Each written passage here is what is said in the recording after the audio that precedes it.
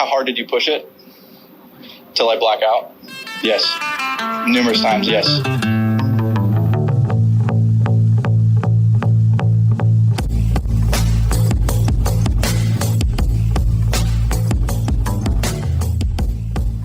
Here we go. What's happening, MuniciPals? This is Big C and Ashton. We are back together again, talking golf courses, roasting some courses. You know, just our typical thing. How you doing, my guy? Man, just burying the lead. I'm just going to warn listeners. I don't know what it is. Today at work, I was in a meeting and I lit someone on fire in the middle of the meeting, and I see my boss's eyes, and I was like, yeah, I don't know. And I'm about to go on vacation. I'm in a great mood. I cut off all my hair. Vibes are high, but God, okay, real quick. We're just going to go in on one thing. We together, we're going to start being more mindful of the words we use. If we're having a podcast, we need to be careful. We cannot say the word vibes. I love No Laying Up so much. I listened to it today. Neil says vibes every other word. Vibes can't apply to everything. Can't say vibes. You're not allowed to say, I can't say anything bad about this course. Again, I'm telling you, I'm feeling salty. We got to be more careful with what we say. You can't say vibes. So vibes are not high. Fuck vibes. Good. Yeah, I mean, of course, good vibes only, but fuck vibes. So that's how I'm feeling, Chris. How are you, my man? Hey, I'm not as salty today. Not as fiery as my boy Ashton here, but I'm feeling good, feeling great. Got lit on fire this weekend at a Golf Week Am Tour tournament.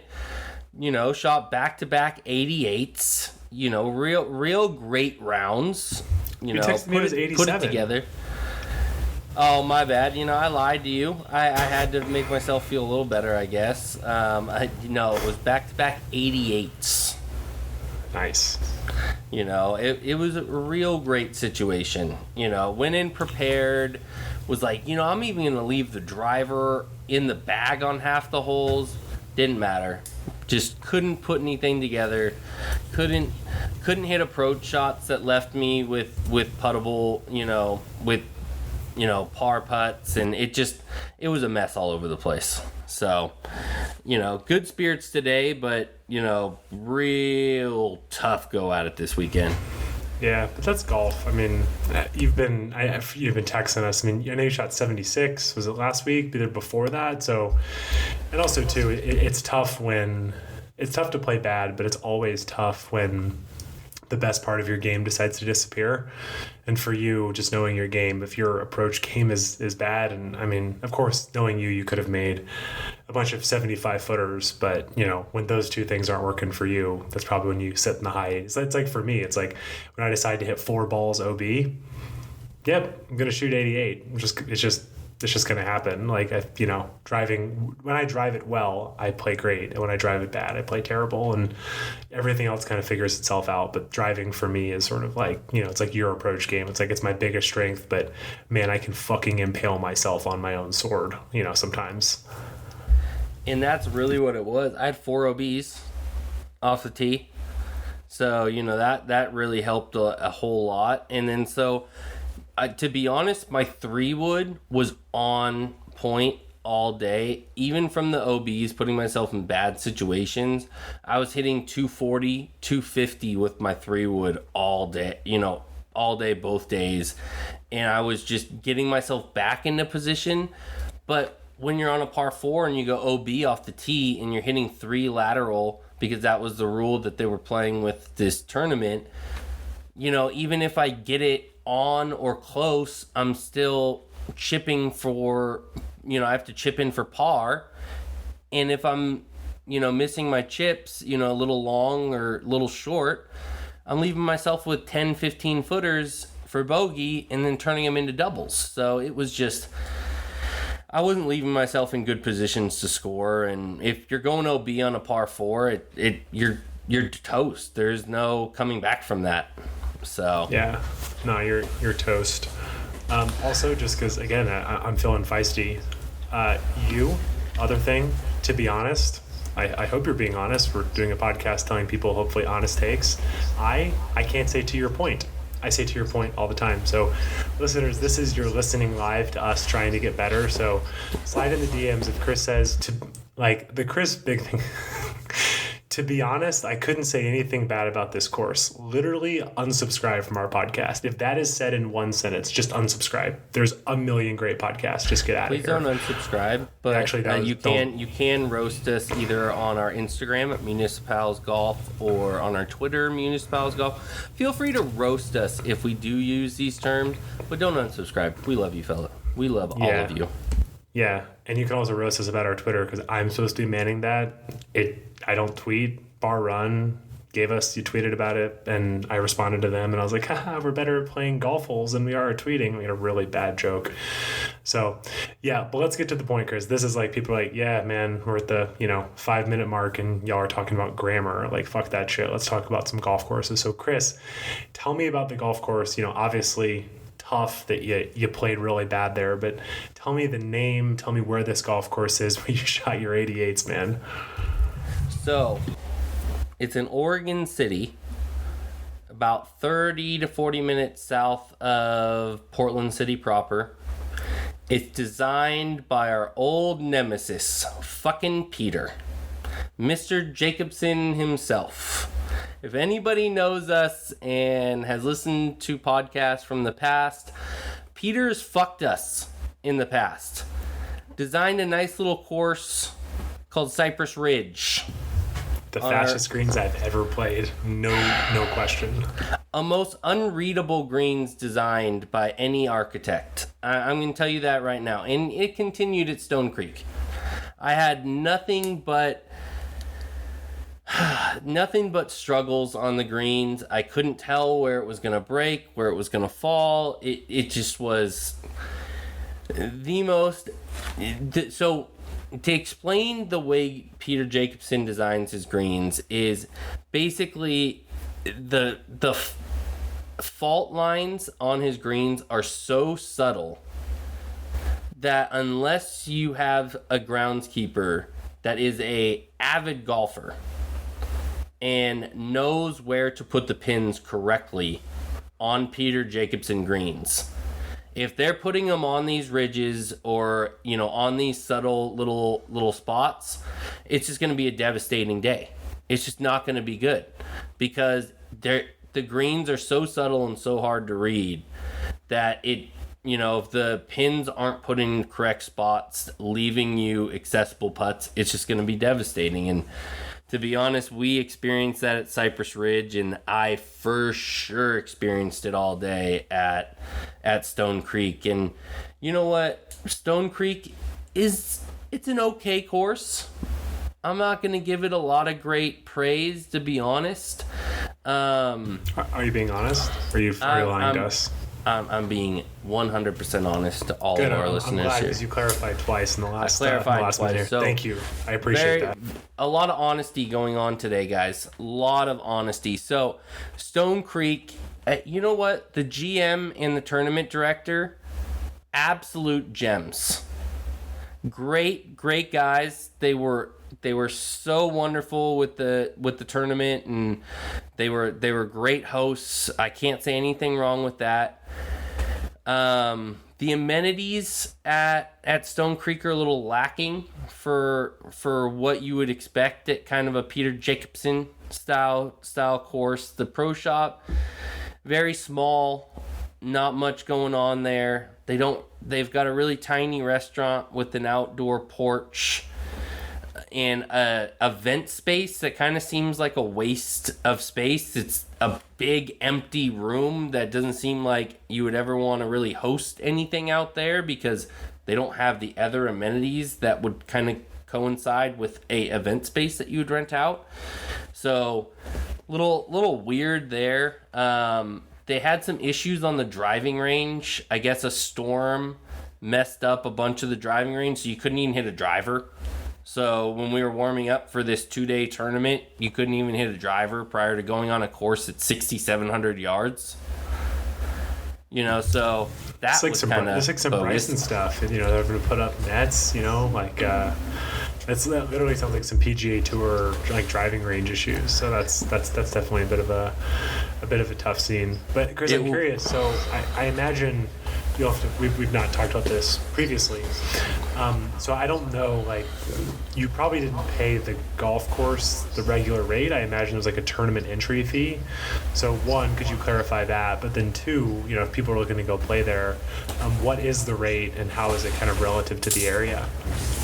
Yeah, so we played a Golf Week Am Tour tournament, which if you live anywhere across the country, they have, you know, different chapters of Golf Week. And he's been, the guy that runs the Portland chapter, his name's Stotts. He's a really good guy, and he's extended a lot of invites out for me to come out and play at, you know, these events. So thank you, Stotts, for all the entries and everything in the tournaments. The tournaments are very reasonably priced. So if you guys do want to play these tournaments, I think the 2-day tournament was under 200. I think it was $189 for 2 days out there, with cart and everything included, free range balls, the whole 9 yards. So really, really good rate to play out there for the 2-day tournament. I think their normal rates range between, you could go out there twilight and get it for between $30 and $40, all the way up to closer to the 70, 80 range if you're playing, you know, peak time on the weekend.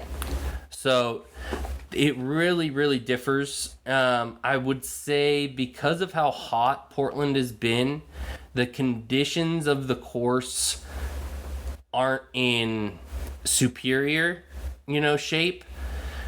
The big thing for me, the greens were all very, very wet. We played first thing in the morning because it was going to be in the high 90s. They kind of drenched the greens to make sure they didn't burn out throughout the day. So you had a big inconsistency on roll just because the first 6 to 7 holes ran really slow. Then throughout the day, when it started heating up and you got a lot more roll on them, it was hard to kind of adjust throughout. But that's not anything on condition. That's just them trying to keep the greens in good shape over a hot day. The fairways were really inconsistent. That was my big thing with Stone Creek. You got some inconsistencies within the fairways, and the bunkers were very poor for the area. You know, to be honest, most courses in the Portland area have nice fluffy sand in the bunkers. It was a lot of hard pan lies, you know, not a lot of sand in there. It was a little difficult. Luckily, I didn't find myself in too many of the bunkers. My boy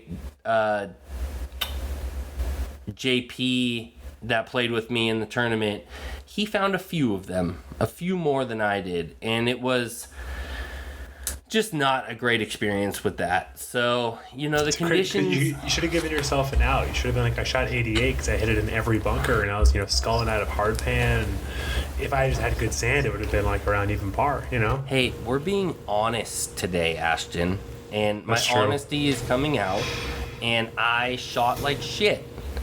Like I said, 4 OBs, all on par 4s, which I doubled all of them. Yeah. And I come out hot the second day. The biggest frustration I think I had on this weekend was I come out hot. 4 pars in a row. You know, 1 through 4. Real nice. Great putting, great approach, great everything. I thought you clarified 1 through 4. I was hoping you were going to have made 4 pars to start off on holes that were not 1 through 4. Hey, I'm being a dick. You know, I'm being we a did dick. a shotgun start. I'm being a dick. You don't know. You don't know the format. Well, a shotgun start in golf is Hey, so I par the first 4. OB on the 5th. Double bogey.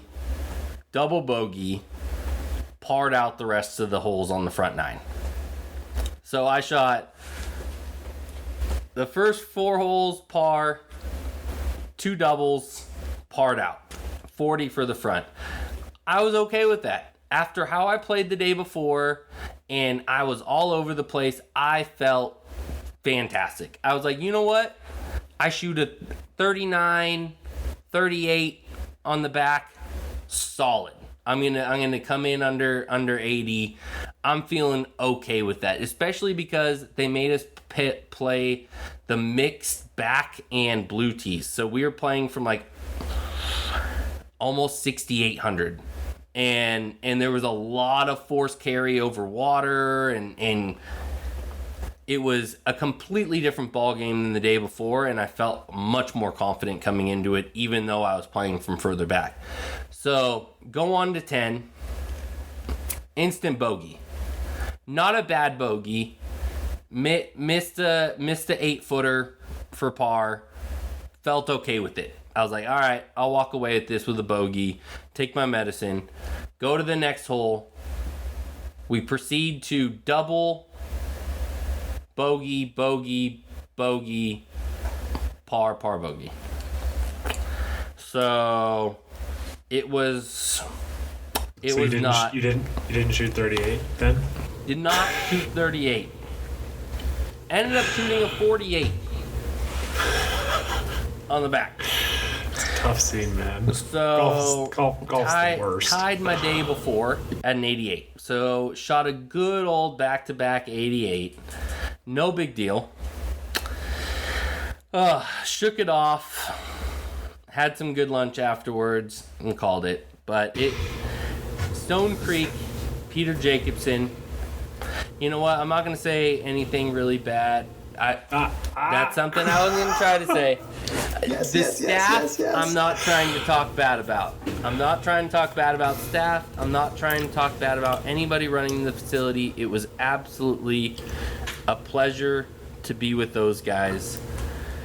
The course could have been in a little bit better shape, to be 100% honest. I think it's definitely got beaten up over the summer. I don't know if it's the heat. I personally don't know the superintendent, and I don't know the struggles that they might be having out there. Yeah. But for the choices that I have within Portland, I would probably choose otherwise if I'm going out and playing next week. Okay.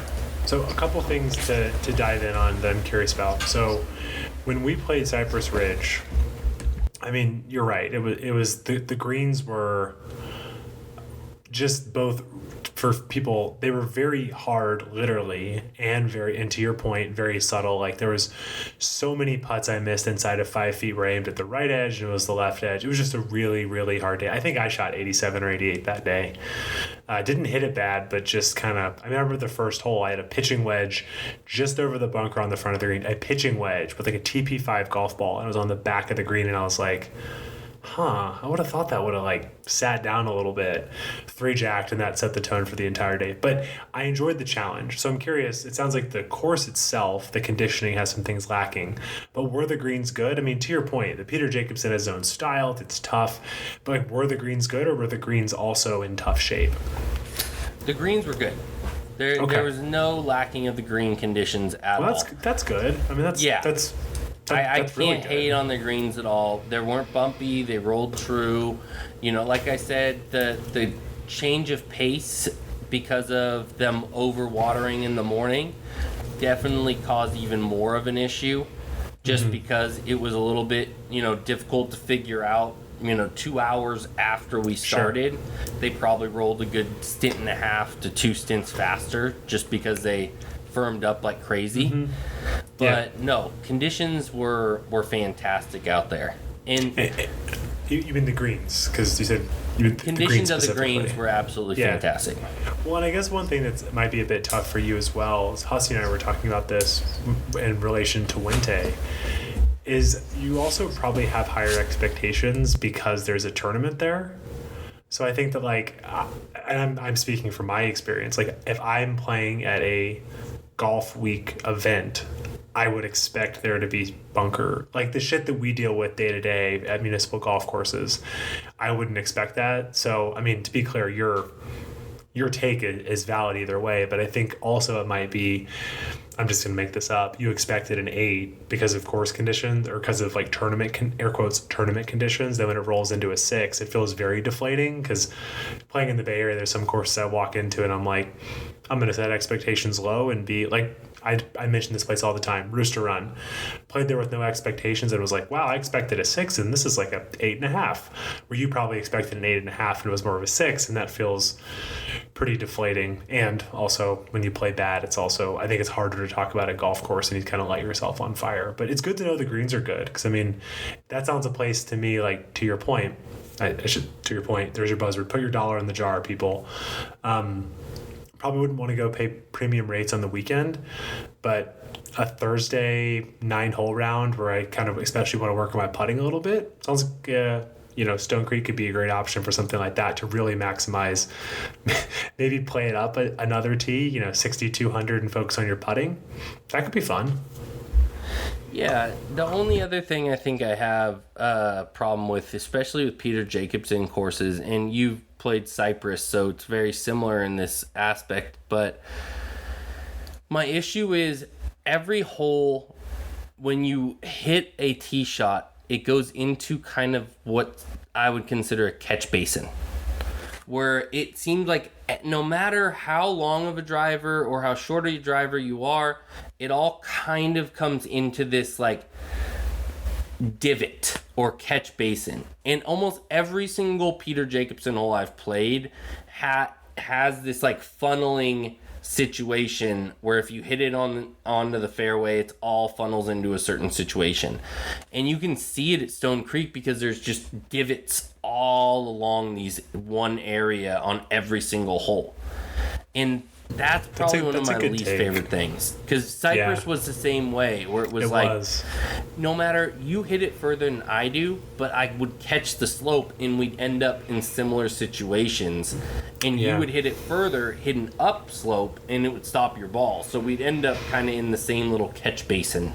And I think one of the reasons, if I remember correctly, the reason I said I hit it well, I don't know if I did, but I vividly remember holes where it's like, oh, I kind of shove it for me over to the left a little bit by the tree. Oh, then it kind of like ski slopes back down into the fairway off of that. Like, I wasn't meaning to do that, but like you said, a shoved hybrid for me ends up in the same place as, not your driving iron, but your 3-wood, even though we hit different shots because everything sort of funnels, which, yeah, I mean, that is a good take. I mean, because just coming off that course, I think we're the same way. The guy didn't know in the pro shop, but I've told the story where I walked in to go pee on the way out, and the guy he's like, how'd you like it? I was like, good, man, but like those greens, he's like, yeah, dude, he's like, those things are fucking cooking. And I was like, what were they rolling? He's like, I don't know, like 12 or 13. I was like, I've never played a golf course that's rolling like that. And the thing that does make it hard, as you said, is you get on these greens and you're like, oh, I mean, at least it's flat. And then it's like, yeah, well, after you play 18 holes and you miss 11 5-footers by picking the wrong side of the hole, you're just about ready to quit. After coming off that course, I was like, I really don't even know how to talk about this, because I'm so mad I pick the right side, it goes left side, right. It's straight, lips out. It's like, but also I think that's fun once in a while. I don't know that I want that to my home track, but it's kind of cool. I mean, the fact that we can identify, I didn't know if that was specific to that place, but the fact that, Jacobson has a design like that is kind of cool. It may not be our preferred brand of vodka, but I think in many ways it's pretty cool. Yeah, and I don't want to put the green issue all on Peter Jacobson, because like I said, these are public courses. A lot of times they have guys putting holes into the green that don't necessarily play a lot of golf, so they don't really know where to put it correctly. Yeah, that's a fair point. Yeah. Okay, and then I guess the last part, we shouldn't talk about pace because you were in a tournament. It's kind of cussing out. We didn't talk about pace at Wente. So what I'd love to do is when you do, inevitably, I'm sure, the way you kind of pound the pavement, when you do go back, we can circle back and let people know about pace. But so just to run down the list again, condition, lacking, but greens are good. Value, good if you catch it at the right time. I guess the one thing we didn't really talk about, Chris, is you told me about the catch basin idea, but how was the layout? I guess you said force carries, but like any really interesting holes, or like was there a hole that you're like, hey, I'm playing like shit, but I really like this, really like this hole?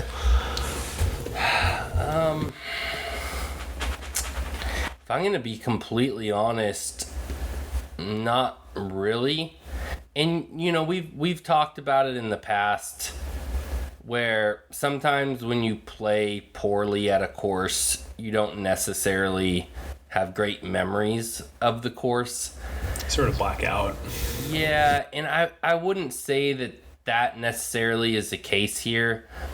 It's just you're either hitting forced carries or you're hitting on to small greens over, you know, on par threes. There are all these like small greens over forced carries as well. And the holes that are, you know, normal, you would say. I mean, if I'm going to say anything, 9 is probably my favorite just because it's kind of like a challenge mentally. The way it's designed, it's a split fairway with a bunker that runs along a ridge in the middle of the fairway, and you can hit up on top onto this fairway above the bunkers, or you can hit between a set of bunkers and it'll funnel down towards into the green.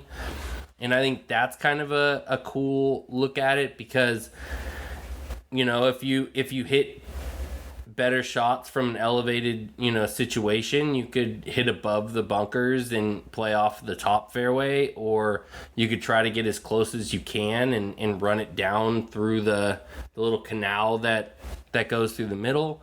I'd say that hole is pretty cool, but every other hole I was kind of just like, they were all these like force carries into these ravines that just caught all your balls. And then you're either hitting up onto a green or you're hitting another force carry, you know, into the green. There's just like a lot of uphill approach shots. And to be honest, when you have too many uphill approach shots, it just isn't enjoyable. When you're hitting most of your shots up a hill, it just, I don't know, that's not my style of golf. So didn't enjoy that.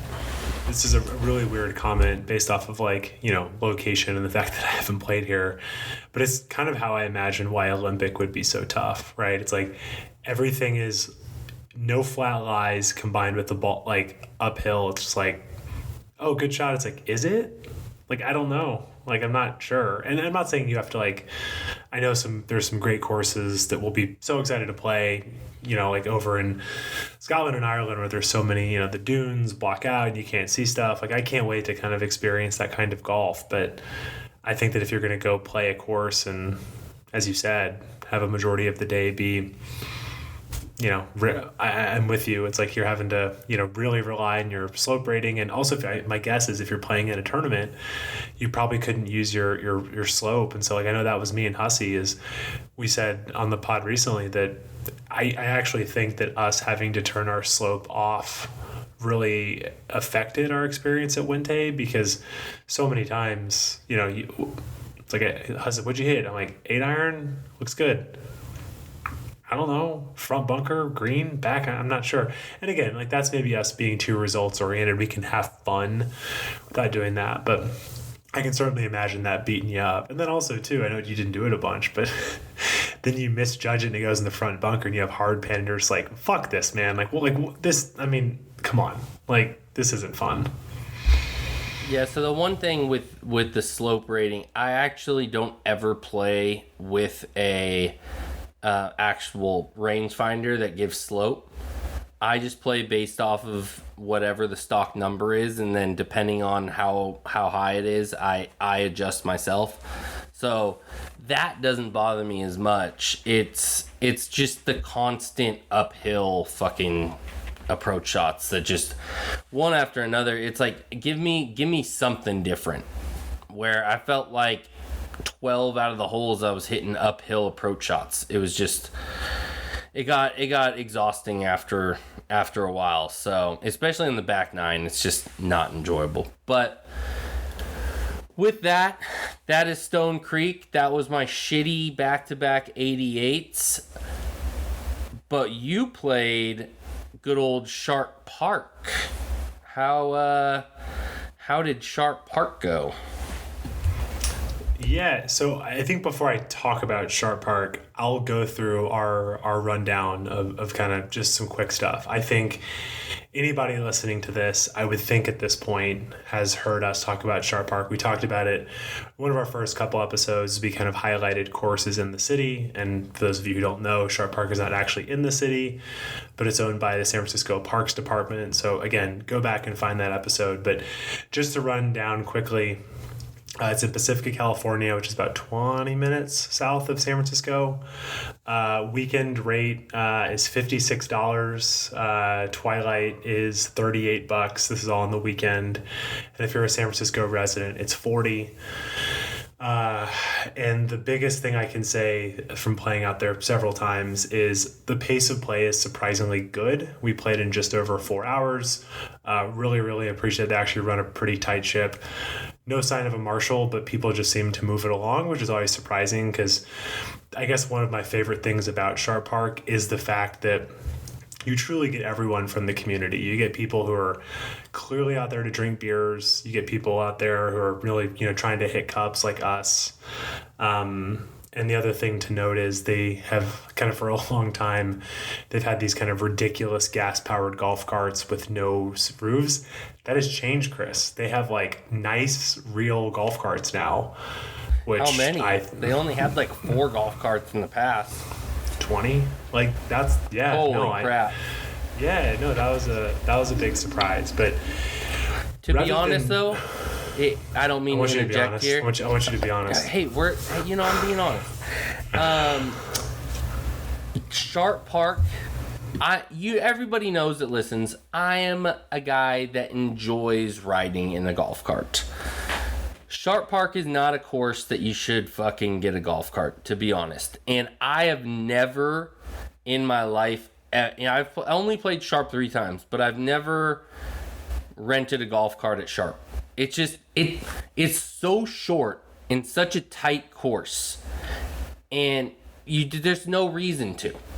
It's just there. If you do, you're gonna actually probably play longer because you're driving around more than you would just walking through the course. So just had to say that. Yeah, and to be clear, the reason why I'm starting with all this is one, trying to give people some context, might be new listeners, before I say what I'm going to say.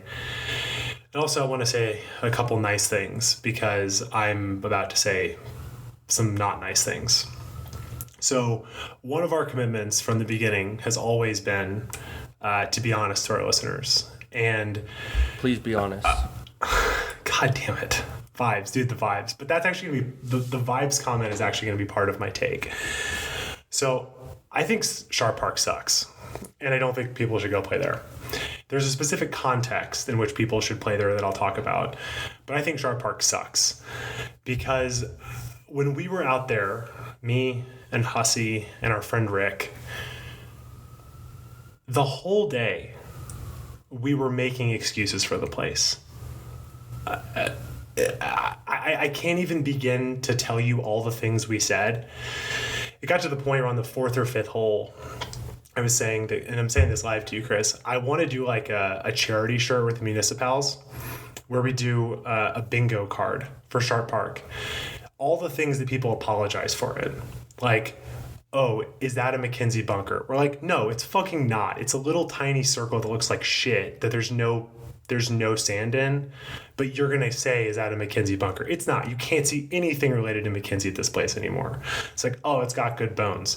Does it have good bones? Like, if I didn't know that was a MacKenzie course, I'd be like, that place sucks and I'm not coming back. Oh, it's on the water. You can't see the water. I mean, it's very similar to like if people are going to light Torrey on fire for the fact that it's, quote, built too far off the ocean. That's the same thing when you go play Sharp. The holes that are close to the water, all you've got is people, and I'm all about, being close to the water and people, being able to utilize the community, but you've got little kids yelling in your backswing on the wall. You can't see the water. They can see the water and they can talk in your backswing, but they certainly, you can't see the water. And it's like, oh, are there like good holes? It's like, I mean, if you want me to be charitable, I can tell you a couple good holes, but like 1, super boring par 4, 2, super boring par 4, 3, super boring par 4, 4, very like boring par 5, 6, pretty hard par 3, It's actually pretty stupid though, because they've let the trees grow over to the point where you almost can't even hit it on the green. Like, the point is, I can keep going. But what we've said so much of, like, is being honest to our listeners. And I just had one of those days with Rick and Hussey where, like, again, maybe I'm being too type A, but when I go, I like to shoot a score. And the hard part is all day is because also the greens were abysmal. Like, the greens were terrible. Like, I've long since said that Lincoln Park is like, it's like, I don't get it. Like, I was DMing our buddy Juan, and he was like, yeah, he was kind of like, yeah, like Lincoln. I was like, no, dude, I played Lincoln in the last month. The greens at Lincoln are way better than Sharp Park. Just, I mean, we were all putting, and every time we'd putt, we'd all kind of smirk at each other and be like, this isn't even like an exercise that makes sense. The ball doesn't go anywhere. It's like, and I'm sorry, I have the resident card. I'm paying $40 and we're playing like fucking Plinko on the greens. I just don't understand. And again, I think, to use the analogy earlier about apologizing, name one other thing, anything, a restaurant, an amusement park, anything in the world. If you go to your favorite sushi restaurant and you have to, hey, Chris, we're going to go to my favorite sushi place, but I have to mention, like, sometimes, you know, basically every time we come, the seafood's not fresh. Guess what? You're going to go somewhere else. Because there's other sushi restaurants. There's no need to keep going to that fucking sushi restaurant. And yeah, man, if I win, my commitment on this podcast is, if I win $100 million, I'm going to put $5 million into Sharp Park. But guess what? They've been saying that shit. I mean, I know I'm like new-ish to the Bay Area. Marcus can chime in. How long have they been saying that? So you know what? I'm almost Forever. like, let's make it a fucking park, or let's put some money into it. But like, the biggest thing is, I feel really weird saying this because I know there's going to be people in their car who are mad at me. I know there's people like Marcus who go out there. This is probably the place. A 9-hole twilight round? Okay. But like, I'm sick of apologizing for certain places, and Sharp Park gets off the hook so much because it's a MacKenzie. And again, seriously, think about it. Like, good bones, cool vibe, all of this bullshit where like, this golf course sucks though. It's like, what's your favorite hole? I can lie to you and say I have one. That place is just very forgettable. There's a fucking par 3 on the back 9, number 10. Oh, you talking about the blind one over the tree? It's the worst fucking design hole in the entire Bay Area golf scene. They could, yeah. So for context, it's like 140-yard par 3 where they've just decided to let the reeds grow. You can't see the green. They got rid of the really high flag stick, so you have no aiming point. You have no idea what's going on. And so, I don't know. I'm going to stop because I want you to chime in. But I just, that's the one round I've played since the last time I talked to you. And I walked off and I had a great, I mean, love Hussey, love Rick. Like, but I'm just like, if we're just going to sit here and say MacKenzie, bones, vibes, and like apologize for this place, like, go somewhere else. This whole point of this podcast is to really highlight the places we play in the Bay Area, the good deals. I mean, the people at the pro shop. I'm not trying to light the staff. Like, they seemed fine. You know, they're nice enough. But that's not the point. The golf course sucks, and I'm not going to apologize it. I'm not going to talk about it being in MacKenzie because, good Lord, it's not a good golf course. That's it. So, a little background why I actually am a little frustrated with everything at Sharp Park. So there was 2 lawyers that were out of the city of San Francisco that were in, you know, everybody has kind of, this is the hardest part, is everybody has Sharp Park in their hearts. Because of the history of the ground that is built on, the person that built the original course being Alister MacKenzie, all of these things that you no longer get to experience while you're out there, that have just been massacred over time and just left to kind of like trick people to thinking that they're playing this masterpiece of a public golf course, and it's not. And so the thing I'm frustrated with is I love our boys out at State Apparel, and they didn't have anything to do with this. They were joining in to help the cause to try to get Sharp Park back to what it was. And they were selling merch for these two lawyers that, head covers and sweatshirts and polos and all these things for Save Sharp Park. It was supposed to be a fundraiser to raise money to bring out, I'm don't remember if it was Tom Doak or Gil Hance. It was one of the two, to bring them out, survey the grounds, and figure out what they could do to bring back as much Alister MacKenzie as possible. This was 4 or 5 years ago when that project started. From what I heard, they raised millions of dollars in this project, selling this merch, doing, different events to kind of raise awareness and funds for this. I've heard, I can't remember it off the top of my head. I apologize. I don't remember if it was Tom Doak or Gil Hance, but you can Google which person came out and looked at this, surveyed it, said that they could start on the greens, bring back, because over time, what happens on a lot of old courses are the greens get smaller and smaller. They turn them more into circular greens just to be able to maintain them easier. So one of those guys came out there, surveyed the place, and said, well, we could start on the greens, bring them back to a larger shape, bring them back to the original Alister MacKenzie shape, and that's where we can at least start to kind of bring back that feel. Never saw anything come of it. And it irritates me because I bought a sweatshirt and I bought a head cover. I put in $100 into this fundraiser myself because I wanted to see Sharp Park get to the place that it was. I never saw it happen, and I have never heard anything of it ever since. And that frustrates the living shit out of me, because where did that money go? What happened to these guys that were doing this whole thing? And it's just very sad, because Sharp Park does have prestige. It does have the name. It does have the land that it's built on. But the city of San Francisco allows it to be massacred, beat to shit, in the kind of just the shitty stepchild of all parks and recs. I would say it's in worse condition than most of the San Francisco actual parks.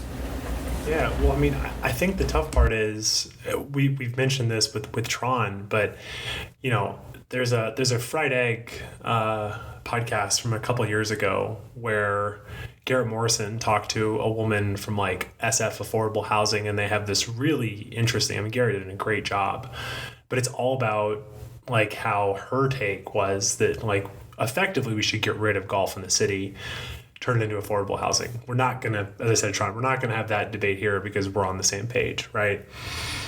But the one thing though that if there is a nice piece of land in a community that could go back to the community and be used for a much better purpose than a shitty golf course, it should probably give it back to Pacifica, give it back to the community, places that are not getting the love and attention. People want to take Presidio. It's I'm sorry, you can go fuck off. It's just ridiculous. It's just, I'm not even going to entertain that. That is Presidio can have its issues, but overall Presidio is an amazing golf course that's good for the community, right? I mean, again, it's tough because Sharp Park is full. There's a whole bunch of people. I mean, again, I know there's people I love and care for, like Marcus, who go and utilize that place. But I mean, looking down our list, I'm just going to run down, right? The list, we're starting to be more formalized, talking about golf courses. Rate, not cheap. Condition, bad. Condition for the area, bad. Conditions overall, bad. Tee boxes are not there was multiple tee boxes where I had my left foot that was way above or below my right. Tee boxes, bad. Greens, terrible. The worst greens I've played in the Bay Area. Terrible. Layout, very boring. Very, very, the front nine is super, it's kind of, there's a cool 3-hole stretch sort of back way in the woods, but overall, not great in the back nine. Which were added because they lost the original MacKenzie holes that were on the ocean, and that's why that giant barrier or wall or hill or whatever you want to call it is built because it used to flood the course all the time. So that's why they lost those holes in the back, had to build the ones on the other side of the road. Okay, well, that's helpful. And then again, anyone who says it's like a seaside golf course, like, you're just, no, it's not. Like, no. Amenities, like, it's like the clubhouse is like a 1900s, like, no, the amenities are bad. And the pace is good. So yes, Sharp Park, congratulations. You guys you can play there in under 4.5 hours. Wonderful. There's a lot of places that we play and enjoy. Again, if you're just coming from outside, like if you're a non-resident, right? I saw a deal today. Chardonnay, of course we love. Of course we've done we're friends of the Chardonnay people, but love that place. We're out there. On Golf Moose right now, it's based on there all the time. $99 for 2 people, cart, and range balls, cart, $99 to play Chardonnay. It is $56 a person to play Sharp Park. No driving range, terrible conditions. I feel weird saying this because I know it's a MacKenzie. I know theoretically could come back, but I guess my bigger point is it's time to fish or cut bait.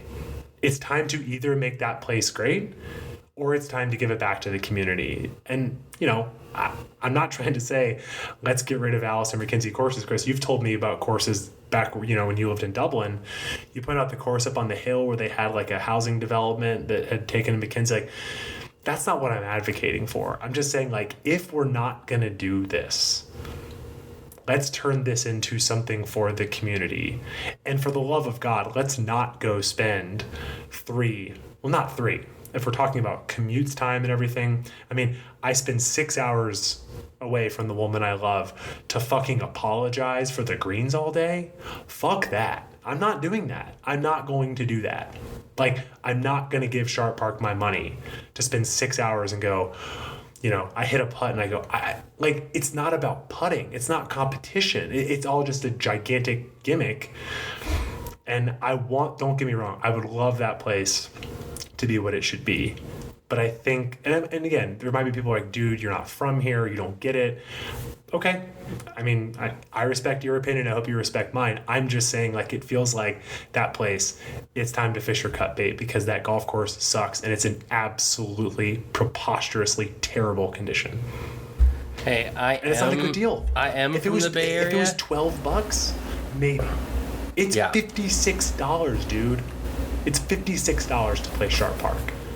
Are you kidding me? And I'm from the Bay Area, and I'm going to be the one to jump on that and say I agree with everything you've said. And that's the hardest part about it is they've had nothing but, opportunities to bring that course back and do something with it. And as long as the city of San Francisco owns that course, they're never going to do anything with it. And the city of San Francisco should be fucking ashamed of themselves to have a property and prestige of a course like that they're just not going to do anything with. They're just going to collect the checks, not replace. They have a beautiful, beautiful exterior and bones of a clubhouse. The facility, and if you look at it and imagine what it was when it was built, it was probably awesome. Super cool. A building that fits into the spectrum of San Francisco so well. That has never been touched and has been dilapidated to the point where you feel like you're going to get asbestos, issues walking through there. That it's going to ruin your lungs by breathing the air inside that clubhouse because it's so dilapidated. You walk up to a window with bars on it to check into somebody and actually pay. It seems like you're paying, it's just a bad look. All around it's a bad look. It's not a good course, and it's sad. It really is, because the money that the fucking city is making on Harding Park, hand over fist. Sharp, not Harding. No, I'm talking about at Harding. They're not putting any of that fucking money into Lincoln or, Sharp Park. And it's that's where the money for Harding should go. You could Yeah. have a trio of good tracks, and you choose not to. Yeah. And it's frustrating. And some people might also be listening and be like, well, like, do you feel that same way about Lincoln? And honestly, no. I mean, in Not some for the ways, rate. yes. Like, I'm not saying, like, cancel Lincoln sort of the way I'm sort of saying, like, cancel Sharp Park. But, I mean, I was out there with Juan recently, and, like, again, the greens, he was apologizing for the greens, of course. It was just bad timing because Juan had said I was giving him shit. He's like, the greens have been great. It's like, oh yeah, he noticed the time I come out to play, they just happened to be bad. I didn't think they were that bad. I mean, they weren't good, but they weren't bad. And I mean, but I guess the one thing about rate there is like, it's still more expensive than it probably should be. And they should also feel bad because, you know, that is in a beautiful spot. But this isn't about Lincoln. And again, Lincoln is one of the strangest golf courses I've ever played. But I found the conditions to be, I mean, the conditions were playable. I think the reason I feel this way is when I was out there with Hussey and Rick, again, uneven, bad tee boxes, like just abysmal greens, like it's not testing your ability as a golfer at all. And I think whether you're a 7 handicap or a scratch golfer or anything, it's just like, then what's the point? Like Marcus, I know I keep coming back to him, but like Marcus is a 2 handicap. I'm sure, I assume he goes out there because it's local to him and he has fun, right? But I would love to be like, Marcus, did you get better today? Right? Do you feel like you understand your golf game better? Like, as a course, it's like a venue that doesn't allow that, right? It's like, hey, Michael Phelps. And Marcus, yes, to be clear, I'm comparing you to Michael Phelps. You're a gold medal winner in my heart. It's like, Michael Phelps, do you want to swim in a kid pool? Is that going to help you train to swim in like a 6-foot pool? No, it's not. It's not. We're not saying that you need to go and play a 7,100, length course or a championship style course. It's just the design that has been left to you of what they have given to you at Sharp just doesn't give you good test of golf. Yeah. And with the options that you have, and that's one thing we'll never say about Lincoln, and we've never said on the pod, that the actual course layout of Lincoln is awesome. I love Lincoln's layout. I love it. With conditions, we'd love a little bit better, but also in a city that you pay $15, $16 for a beer at most bars, the rates at Lincoln are reasonable. So, if you're thinking you're paying for 3 beers at a bar and that's the rate of Lincoln, I feel that that's a good rate for what you're getting out there. That course on the east side would be a $30 rate. But that's because you're in the city. So, we let Lincoln slide on that aspect. But there's also some stuff though that, like, again, people, when I first moved here and hadn't played here, people were like, Sharp Park is on the water. It's not on the fucking water. There, honestly, the joke that I heard that is absolutely true is like, you know what? Like, is Sharp a little too expensive? It is. Like, it's actually pretty comparable to what Sharp is. But I agree with what you just said about even but though it's they're in both Pacifica, owned by the though. Parks Department, the fact that it's in SF makes a difference. It's out of San Francisco. It's in Pacifica. And Pacifica isn't as expensive of a place to live in Bay Area considerations. And it is a little bit out of the way. Like, Pacifica is not a very approachable place to get to. No, if you don't live in the city, it takes me forever. When I lived in Berkeley, it would take me almost an hour to get to Pacifica sometimes. And that's 20 miles. Yeah. No, for sure. But the one thing I was going to say, though, is the 17th hole at Lincoln, you have the view of, like, maybe the best view of the Golden Gate Bridge in the world. Like, some people were like, it's worth it for the view. And it's like, man, it is. Like, when I was up there with Juan, I was last time, they're like, yeah. And then you hit a bad, you take one of your bad golf balls and hit it into the water, and it's like, this is cool. And then let's just say the quiet part out loud. That day, like, all of us, we brought our own beer. So it's like, as a resident, I paid $37 on a Friday to drink beers and hang out with them, and, like, it's worth it. But I mean, again, I feel really conflicted to say this because I'm not trying to piss, like, at the same time, I want to say I understand why there's so much romanticism for Sharp Park, but like, it's like, without any of the political connotations, it's like people who it's like, I just wish it was 1950. I wish it was like Leave It to Beaver. It's like, motherfucker, it's not. That doesn't exist anymore. Like, it's like, it just, that's not the real world. So like, you can be sentimental, but it's like, let's either invest in this place. And I guess what this really is, it's an indictment of SF Parks and Rec, right? It's like, either do something with this or don't. But like, for the love of God, the thing is on life support, and like, either like give it the money it needs to come back and live, or pull the goddamn plug. But the thing's got like 42 beats per minute, and just end it. Like, it's got a collapsed lung and a bunch of bummed arteries in the heart, and it's just like, well, and you know what this is? You know what this is? It's like, hey, how do you want to spend your Saturday? It's like, I'm gonna go hang out in that room with the person I don't know who's doing that. That's a bad that's a bad point. But like, you know what I'm saying? It's like, we opted to do that. Like, we shouldn't opt to do that. That's what I'm saying. And that's the thing. Until Parks and Rec wants to do something with it, there's no reason that people should support it. And that's the thing. And we're all about supporting public golf. I'm all about it. That's like, literally why we started this thing. That's literally why we do this fucking podcast.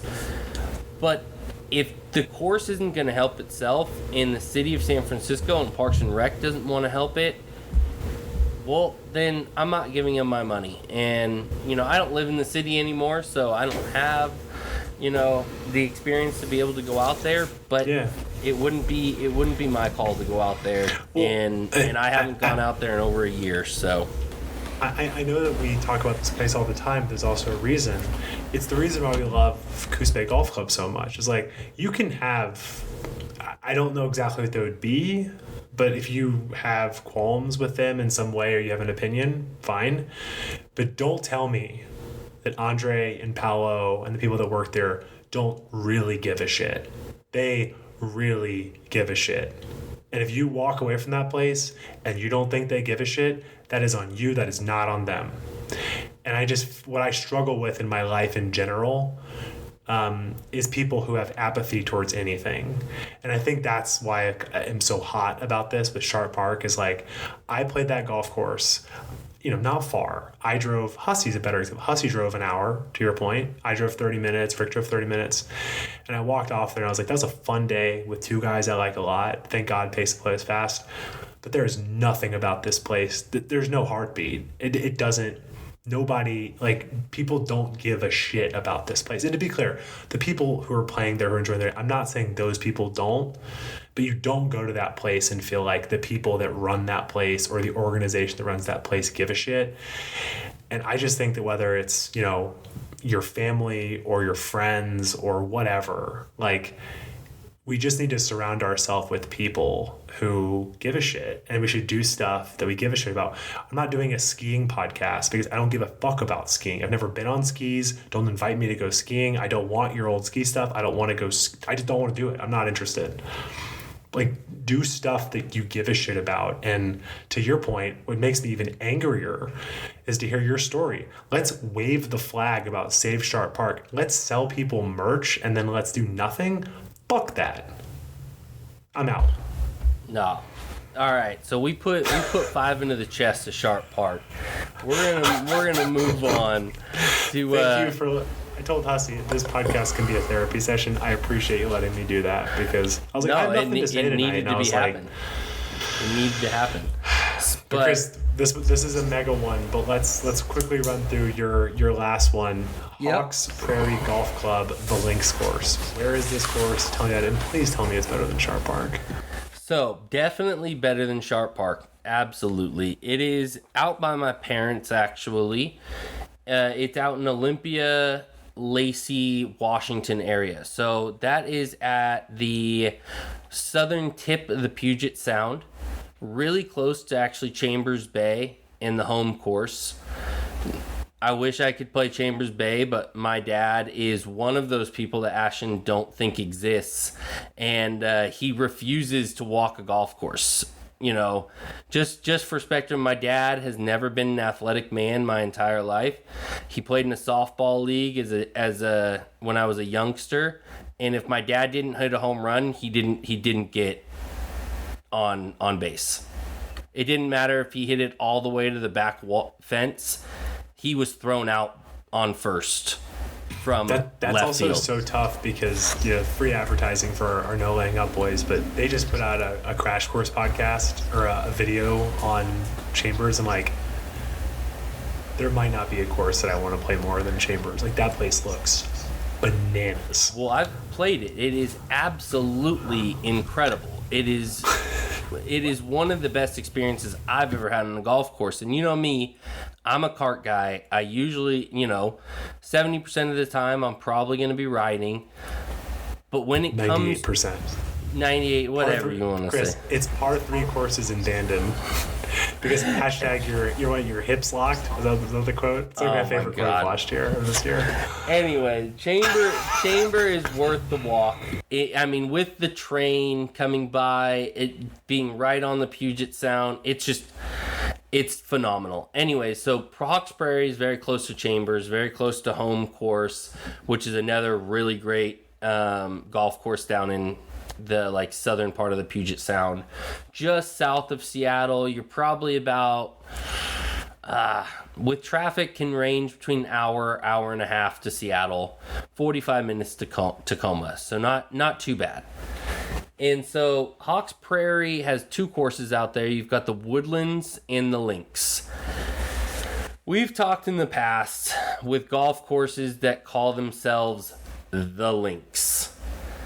So big issue I have with golf courses that call themselves the Links is if you're not on the ocean, I'm sorry, you're not a links course. You're just not. I'm sorry, you're not a links course.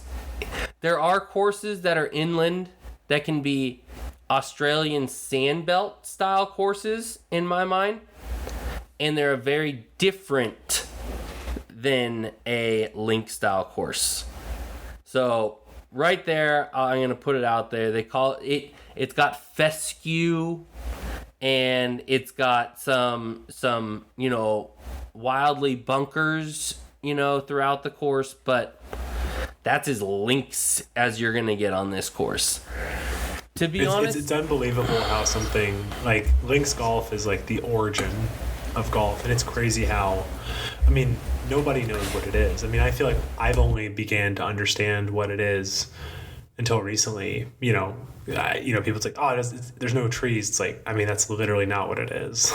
It's just, and also the funny thing too is by adding style, it's like an ish, so it's like link style. It's like, well, what does that mean? Like, is it a hot dog or is it a taco? Like, you know what I mean? It's like, it kind of blows my mind how it's this thing that is so foundational to what golf is, and nobody seems to understand what it is. I had the same experience when we went to the Robert Trent Jones Trail. The course wasn't open because they were redoing it for renovations because the LPGA Tour played there. And, to be clear, this was last July. It was 110 degrees. We were melting.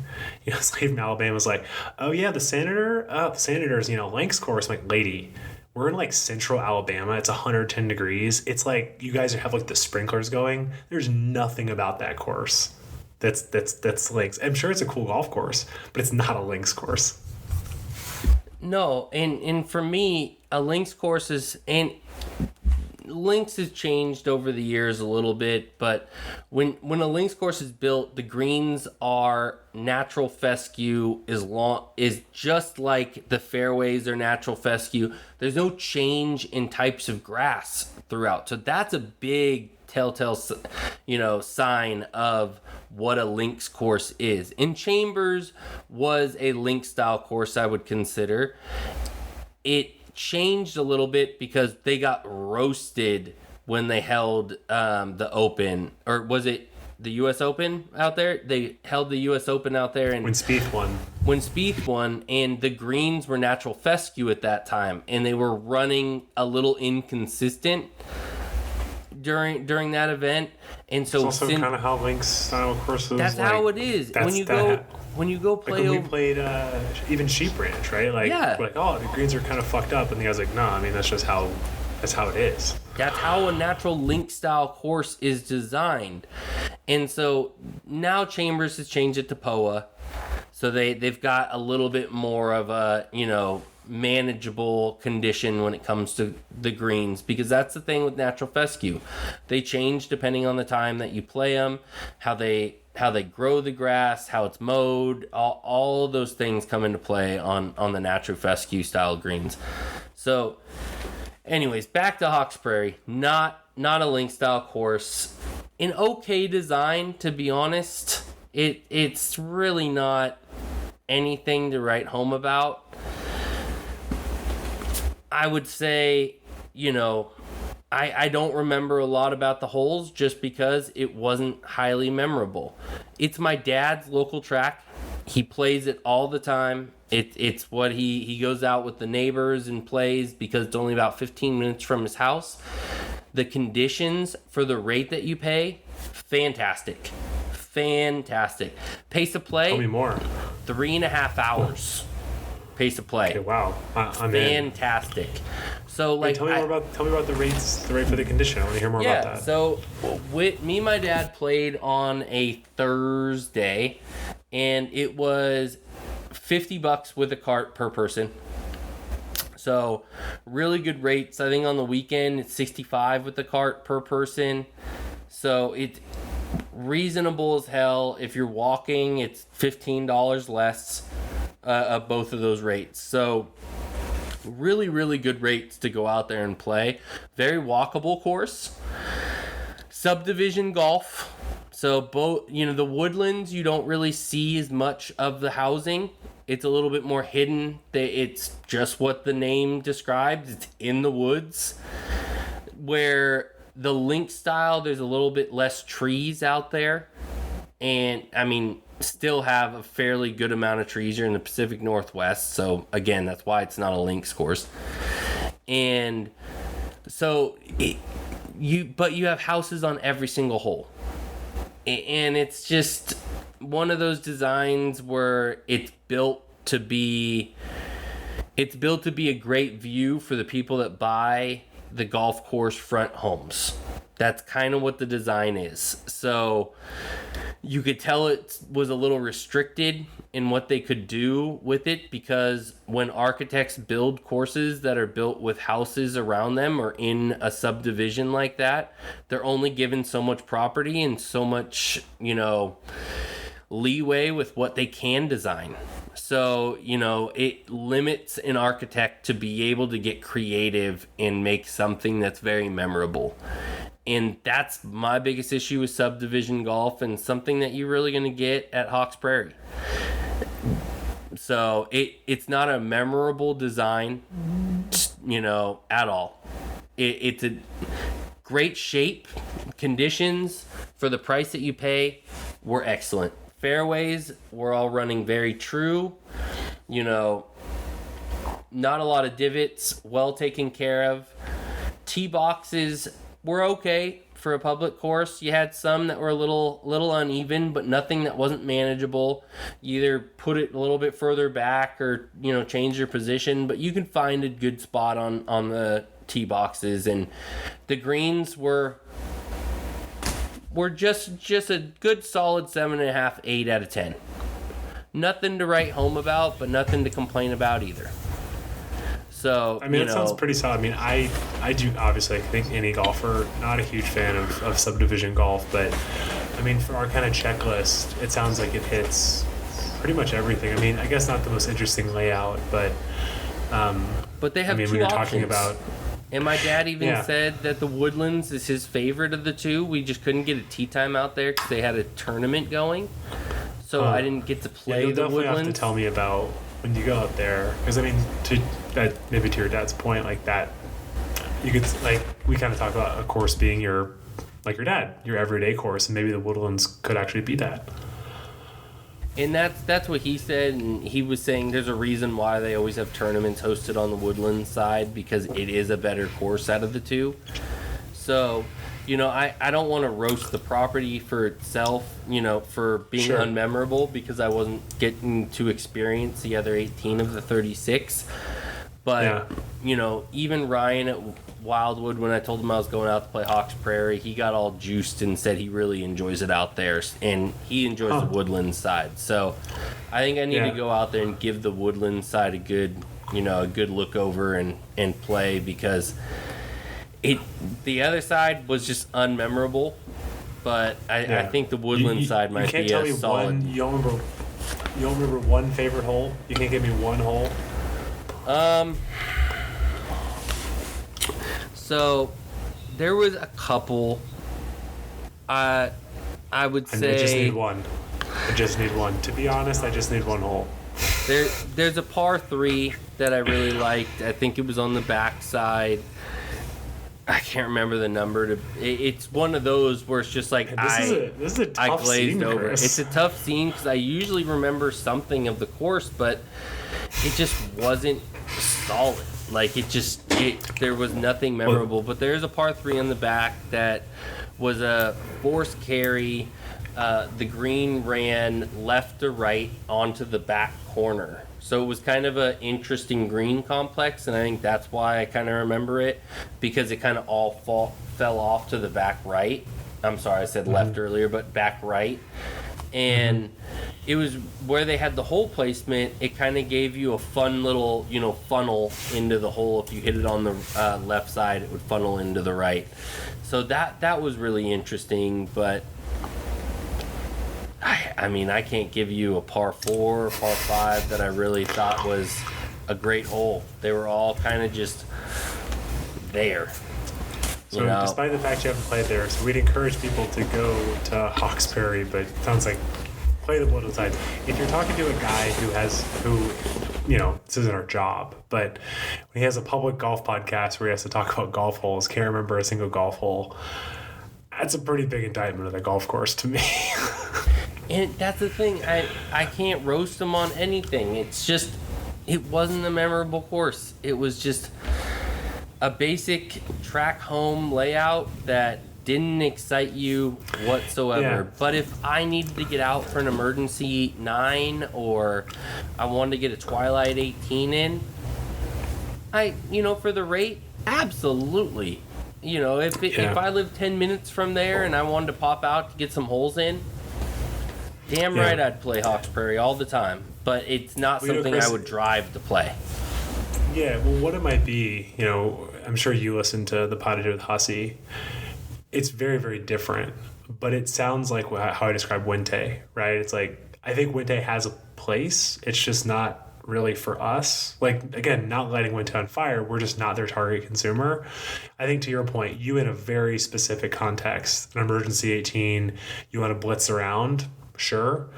But I think it's more looking like, I don't want to misspeak, but like, your dad is a golfer, but he's not a very refined one, right? So like to him, like he's not someone who goes to 5 at Soul Park and is like, holy shit, look at the punch bowl. Like he's not going to do that. So for people who are not like, listening to the fried egg and super like just trying to analyze every golf hole, they probably go out there and, they probably don't remember a golf hole and they probably don't care. So I think for people who are like that, I'm not trying to dunk on you. It's just like, probably a great course for them, because when the conditions are great, pace is great, and they're just kind of looking to go play golf and not not have like geek out about like a punch bowl. They probably love that place. Yeah, my dad, if I had to throw a handicap on him, which I don't think he's kept a handicap since he retired because he doesn't have to play in tournaments for work, he's probably close to a 30. The man quits at 13 most of the time because he's too tired riding in a cart. So it just, it is what it is. Like, I've never seen him hit a driver until I finally fixed his stance, and now he can actually hit a driver. So that juices him more than anything when he goes out, because he can hit a driver off the tee and hit it nice and solid and straight, which is something I can't do, which is funny. I fixed it for my dad and I can't do it myself. But that's There for you another go. pod. But yeah, that's the course that is for somebody like my father that wants convenience over creativity. Where Yeah, that makes sense. My dad just wants to go out there, pay a decent rate. Most of the time, he gets a senior rate out there, so it's even cheaper. And He's just probably paying like $30, and it's a no-brainer. and that's why he loves the track, because it's local, it's easy for him to get to, it's accessible, it's affordable, and there's nothing wrong with having that in the spectrum of golf. We actually need those type of courses because it allows the accessibility to people like my dad, and the course isn't going to beat you up either. Scene. Yeah, in theory, it's a tough scene that back-to-back we just said cancel Sharp Park and keep subdivision golf, but hopefully people are nuanced enough to understand. Like, if you were to write like a BuzzFeed headline, we would get like retweeted into oblivion. But I think hopefully people understand that, like, well, you know, the context. But I am mindful of like, oh my God, we just said there needs to be a place for a subdivision golf course, and then we need to like put a park in Sharp Park. But hopefully it makes sense. My thing is just go fucking play Sharp Park and putt on those greens and tell me that like you had a good time. Yeah. It's just because you know what at Hawks Prairie, I bet if you put it on the line, it's supposed to be on. It goes in the hole. That doesn't happen. No, it doesn't happen at Sharp Park. And they're not diabolical. They're made for 55 and older people. I would definitely say that Hawks Prairie, at least the links course, was made for the 55 and older community.